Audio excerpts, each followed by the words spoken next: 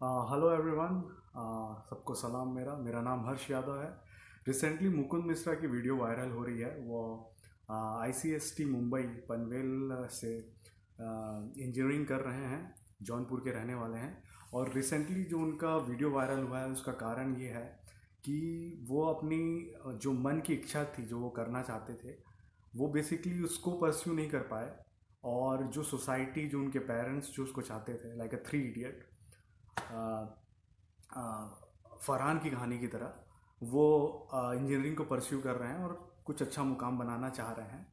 But कहीं ना कहीं उनको इस बात का दुख है कि जैसे वो उन्होंने कहा है अपने वीडियो में कि वो क्रिकेट खेलना बहुत पसंद करते थे, बहुत सारी चीज़ों का उन्होंने सेक्रीफाइस किया है आईसीएसटी पहुंचने के लिए। और वो ऑब्वियसली वो वहाँ पहुँचे हैं, अगर उसकी चीज़ के लिए मेहनत की है तो वहाँ पहुँचे हैं। But he is not very much happy. So ये वीडियो बनाने का मेरा मकसद यही है कि बेसिकली मैं आपको ये सारी चीज़ें बता सकूं कि लाइफ उतनी बड़ी नहीं है और उतनी छोटी भी नहीं है। इसमें जो पहले तो लोग 80 से 100 साल के बीच भी जीते थे, पर आज ये जो जीने का जो एक टाइम लाइन है वो 60 साल में कॉन्स्ट्रिक्ट हो गया है। तो इस 60 साल को जीने के लिए आपको एक प्रिसाइज प्लान चाहिए कि आपको कैसे चीज़ें करनी है और अपने गोल्स कैसे अचीव करने हैं। इन सब को जब तक आप प्लान नहीं करेंगे और क्या चीज़ अब इम्पॉर्टेंट है उसकी प्रायोरिटी सेट नहीं करेंगे, तब तक आप ये डिसाइड नहीं कर सकते कि आप उस गोल को अचीव करेंगे कि नहीं। क्योंकि कोई भी गोल अगर आप सेट करते हैं, कोई भी ड्रीम अगर आप प्लान करते हैं, तो उसका एक पर्टिकुलर फिक्स टाइमलाइन होता है। क्योंकि लाइफ में बहुत सारी एक्टिविटी साइमल्टेनियसली पैरेलल वर्ल्ड में चल रही होती हैं और उनके साथ मैनेज करना, कोप अप करना बहुत मुश्किल होता है और बहुत ही मैनेजमेंट स्किल चाहिए होता है उसको एग्जीक्यूट करने के लिए। जैसे कि मैं एक एग्जांपल देता हूँ आपको। अगर आपको मान लो यूपीएससी का एक माहौल बना रहता है, हमारे देश का बहुत ही टफेस्ट एग्ज़ाम है, तो उसकी आप तैयारी करते हैं तो उसका भी एक पर्टिकुलर तरीका होता है वहाँ पहुँचने का। जैसे ग्रेजुएशन उसके लिए इसेंशियल होता है, फिर उसमें पूरा एक साल का पूरा प्रोसीजर होता है रिक्रूटमेंट का, जिसमें 7 पेपर हैं, आपका इंटरव्यू है और काफ़ी लंबा एक प्रोसेस है। तो अगर आप उसको टारगेट बना रहे हैं तो आपको उसके साथ चलना पड़ेगा। आप ये नहीं कर सकते कि आप 35 साल, 40 साल, 50 साल तक यूपीएससी की तैयारी कर रहे हैं, या एमबीबीएस के लिए नीट की तैयारी कर रहे हैं, या इंजीनियरिंग के लिए आईआईटी जेई का तैयारी कर रहे हैं, या फार्मेसी में जीपैट की तैयारी कर रहे हैं, इंजीनियरिंग में गेट की तैयारी कर रहे हैं। जिस भी लेवल का आप एग्ज़ाम दे रहे हैं उसका एक पर्टिकुलर टाइम स्लॉट आपको डिसाइड करना पड़ेगा। और अगर आप उस टाइम स्लॉट में उस चीज़ को अचीव कर पाते हैं या उसके लिए अटैम्प्ट को भी निर्धारित करते हैं, तो वो आपको डिसाइड करना पड़ेगा कि मैं ये 2 अटैम्प्ट में क्लियर कर पाऊंगा, 3 अटैम्प्ट में क्लियर कर पाऊंगा, या इसके लिए मुझे अब गिव अप देना भी है कि नहीं। ये टोटली डिसीजन आपका होना चाहिए। इसमें सोसाइटी या आसपास के आपके दोस्त, फ्रेंड और जो भी आपको कुछ कह रहे हैं उसका इफेक्ट ज़्यादा नहीं होना चाहिए। एंड नहीं तो आपको बहुत ज़्यादा रिग्रेट होगा इन सारी चीज़ों का आगे चलकर। क्योंकि टाइम स्लॉट है 60 ईयर्स का, जिसमें आपको लगभग 30 ईयर्स तो आप एजुकेशन में ही दे रहे हैं आज के करंट टाइम में, और उसके बाद जो 30 ईयर्स है जिसमें आपका गृहस्थ जीवन है, वानप्रस्थ जीवन है, उसको भी आपको व्यतीत करना है। तो ये नेक्स्ट टू इम्पॉसिबल हो जाता है कि इसी लाइफ में अपने ड्रीम्स को फुलफिल कर पाना। इसके लिए टोटल प्लान प्लान और स्ट्रेटेजी बहुत ही ज़्यादा इम्पॉर्टेंट है। अब मैं अपने मुद्दे की बात पे आता हूँ कि जैसे कि आप देख रहे हैं कि 10th-12th के रिजल्ट डिक्लेयर हो चुके हैं। बहुत सारे स्टूडेंट्स 99.99%, ये तो ऐसा हो गया जैसे कि लाइफ बॉय डिक्लेयर करता है अपने प्रोडक्ट्स में कि हम इतने जंप्स किल कर पाएंगे, क्योंकि हम जानते हैं कि 100% जंप्स की किलिंग हो ही नहीं सकती। तो इस टाइप के तो मार्क्स आ रहे हैं बच्चों के, सभी लगभग पास हो जा रहे हैं, उसमें कोई दिक्कत नहीं है। कुछ बच्चों के मार्क्स कम आ रहे हैं तो उनके पेरेंट्स ज़्यादा चिंतित हो जाते हैं कि अब मेरा बच्चा आगे क्या करेगा, कहाँ जाएगा, मैं शर्मा और वर्मा को कैसे मुंह दिखा पाऊंगा। ये कंपैरिजन हमारी सोसाइटी का इंटीग्रेटेड पार्ट है। हम खुद उससे गुजरे हैं, हमारे जो पेरेंट्स हैं वो खुद इससे गुजरे हैं, और आज की जनरेशन भी इससे गुजर रही है, तो कोई नई बात नहीं है। बट बात ये आती है कि कब तक ये चलता रहेगा। क्योंकि हमारे देश में हर तरीके से चीज़ों पे बात होनी स्टार्ट हो चुकी है, क्योंकि टेक्नोलॉजिकल रिवॉल्यूशन आ चुका है। लोग घर पे बैठ के अपनी बातें लोगों के सामने शेयर कर पा रहे हैं। तो जब हम एक दूसरे पे बात कर रहे हैं तो ये बहुत इंपॉर्टेंट हो जाता है। तो ये जो संचार क्रांति आई है, तो जो भी क्रांति आती है तो उसके कुछ प्लस पॉइंट होते हैं और कुछ माइनस पॉइंट होते हैं। तो इसका जो वायरल होने का तरीका है, उसका कंटेंट आप देखेंगे कि कौन सी चीज़ें वायरल हो रही हैं, तो उससे हमें समाज का क्या नज़रिया है ये भी एकदम क्लियर पता चल जाता है। जैसे कि एक ढिंचैक पूजा के नाम से यूट्यूब में बहुत famous singer, so called singer famous हुई हैं, जो बिग बॉस में भी आ गई हैं। तो हम अपने दर्शक से जो वो देखना चाहेंगे उसको जो बॉलीवुड है वही उनको परोसेगा, क्योंकि हर जो बिजनेस है वो पैसों के इर्द गिर्द ही किया जाता है, मनी ओरिएंटेड होता है। क्योंकि आपको पता है कि लाइफ में हर चीज़ की कीमत होती है और उस कीमत को चुकाना पड़ता है। तो कंटेंट वही बिकता है जो लोग देखना पसंद करते हैं, और जो लोग देखना पसंद करते हैं उसके हिसाब से कंटेंट लिखा जाता है, बनाया जाता है और सर्कुलेट किया जाता है। तो ज़्यादातर हमें ये भी देखना पड़ेगा कि किस तरीके की वीडियोस और किस तरीके के कंटेंट लोगों के बीच वायरल हो रहे हैं। तो जैसे कि अगर हम देखते हैं कि कोई बच्चा अच्छा सिंगिंग कर रहा है या किसी की हेल्प कर रहा है, तो ऐसी चीज़ें भी वायरल होती हैं, और कुछ वाहियात चीज़ें भी लोगों के बीच सर्कुलेट होते रहती हैं। इसमें कोई दिक्कत नहीं है। यहाँ मैं एक थ्योरी ज़रूर बताऊंगा कि कोई भी चीज़ अगर एग्जिस्टेंस में आती है तो वो अपने साथ पॉजिटिव और नेगेटिव चीज़ को लेके चलेगी। ये एक चाइनीज़ यिन यांग थ्योरी की तरह ही आप इसे समझ लीजिए कि अगर किसी का पॉजिटिव साइड होता है तो उसका नेगेटिव साइड होगा ही होगा।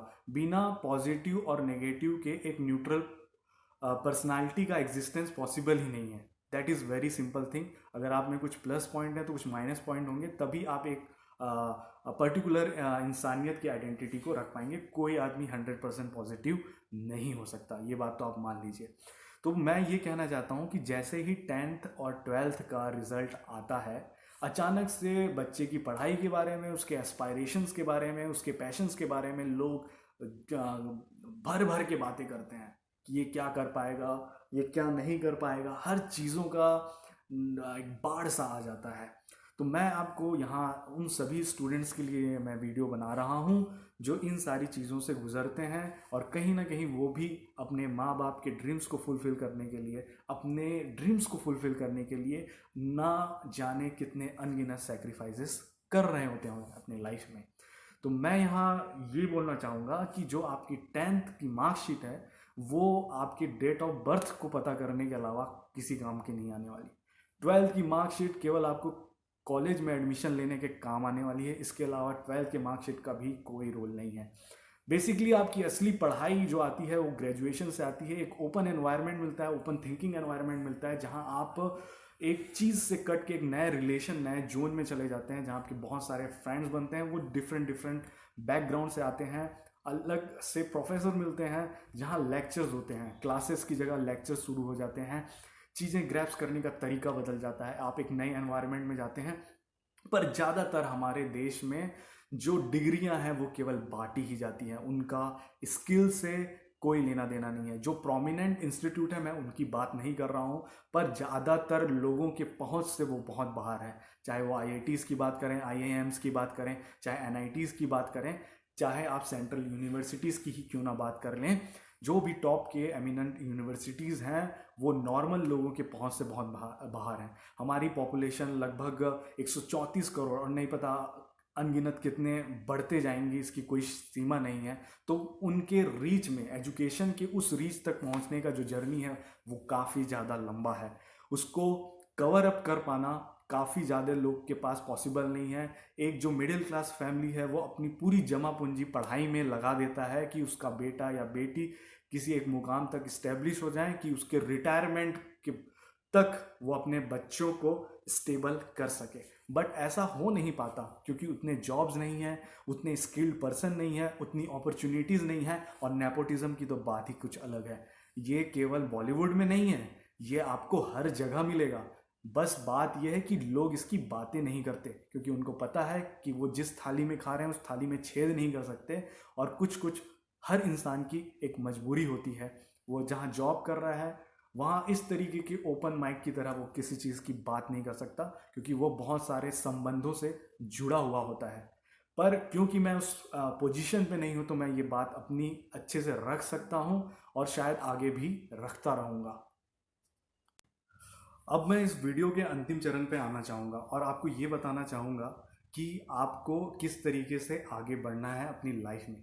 सबसे पहले आपको अपनी काबिलियत पे हमेशा विश्वास रहता है कि आप क्या चीज़ अचीव कर सकते हैं और आपकी पोटेंशियल्स क्या है, प्लस चीज़ क्या है और माइनस चीज़ क्या है, और आपकी ड्रीम्स क्या हैं, आप क्या बनना चाहते हैं और क्या चीज़ मेहनत करके आप अचीव कर सकते हैं। आप कभी भी रेट रेस में पार्टिसिपेट ना करें, तो आपके लिए और आपके आसपास के लिए ही बहुत ज़्यादा बेहतर होगा और इस समाज के लिए भी बहुत ज़्यादा बेहतर है। क्योंकि आपको ये समझना पड़ेगा कि जो आपकी लाइफ है उसमें मौत निश्चित है। वो कभी भी कहीं भी किसी भी तरीके से आ सकती है और आप कभी भी अपने लाइफ में रिग्रेट करते हुए नहीं मरना चाहते। आपने जो भी ड्रीम्स रखा है आपको इसी कारण प्रेजेंट में जीना है, पास्ट से सीखना है और फ्यूचर की प्लानिंग करनी है। मैं अक्सर ये बात हर किसी से कहते रहता हूँ और आपको भी यही करना है। आपको सबसे पहले ये डिसाइड करना पड़ेगा कि आप करना क्या चाहते हैं, आपका पैशंस क्या है, उसको ही आपको पकड़ कर चलना पड़ेगा जब तक आपको सक्सेस नहीं मिल जाती। क्योंकि हर इंडिविजुअल का एग्जिस्टेंस है भगवान ने और हर किसी को एग्जिस्ट करने के लिए बनाया। तो आप ये ना सोचें कि अगर इसमें इतना ज़्यादा कंपटीशन है तो मैं सर्वाइव नहीं कर पाऊंगा। आप ज़रूर सर्वाइव करेंगे क्योंकि आपकी एक अपनी इंडिविजुअलिटी होती है। तो आप जो भी बनना चाहते हैं, जो भी ड्रीम देखे हैं, वो सब आप अचीव कर सकते हैं। आपको किसी से भी कंपैरिजन करने की ज़रूरत नहीं है। दूसरी बात, आजकल लोगों में सुसाइड की बातें, डिप्रेशन की बातें लोग इस तरीके से कर रहे हैं कि वो लोगों की मदद करना चाहते हैं कि आप मेरे से 5 मिनट बात कर सकते हैं, आपको मैं रिलैक्स कर सकता हूँ। भाई पहले आप खुद रिलैक्स हो जाइए। आपको खुद तो रिलैक्समेंट का कुछ पता है नहीं और आप केवल सोशल नेटवर्किंग पे ज्ञान पेले पड़े हो। तो आपको इस तरीके से जो ज्ञान पेलम पद्धति है उसको फॉलो नहीं करना है। आपको अपना इनर पीस अपने अंदर ही ढूंढना है और आपके पास, हर किसी के पास कोई ना कोई दोस्त होना चाहिए या आपको बनाना चाहिए, या अपने डिफरेंट टाइप के रिश्ते होते हैं, माँ बाप के साथ, भाई बहन के साथ, दोस्त यारों के साथ, किसी महिला मित्र के साथ, या कोई भी तरीके का रिलेशन किसी के भी साथ हो, चाहे वो निर्जीव वस्तु क्यों ना हो, आप एक रिलेशन फॉर्म करें। चाहे, और गॉड से रिश्ता सबका रहता है क्योंकि हम उन्हीं के अंश हैं। हमारे अंदर आत्मा है, आत्मा से ऊपर परमात्मा है। इन दोनों के बीच जो लिंक होता है, आप उनसे भी बात करके अपने आप को हील कर सकते हैं। तो आपको एक बिलाइफ सिस्टम को अपने अंदर बनाना ही पड़ेगा। बिना बिलाइफ सिस्टम के लाइफ में कुछ भी अचीव नहीं हो सकता। एक चीज़ जो होती है वो एक सोच के ही के साथ ही शुरू होती है। अगर मैं चाहता हूँ कि मुझे यहाँ से वहाँ जाना है तो इससे पहले मुझे सोचना पड़ेगा कि मुझे यहाँ से वहाँ जाना है, तब मेरा कदम उस जगह के लिए आगे बढ़ेगा। तो सोच को एकदम प्योर बनाइए, आपको उसमें इतना रॉ होना चाहिए और अपने आप में धैर्य रखिए। हर चीज़ का होने का एक अपना समय होता है। एक बहुत अच्छी बात मैंने कहीं सुनी थी और पढ़ी है कि कचड़े को भी एक जगह इकट्ठा रखा जाएगा ना तो वो खाद बन जाता है। तो आप कभी भी हार मत मानिए।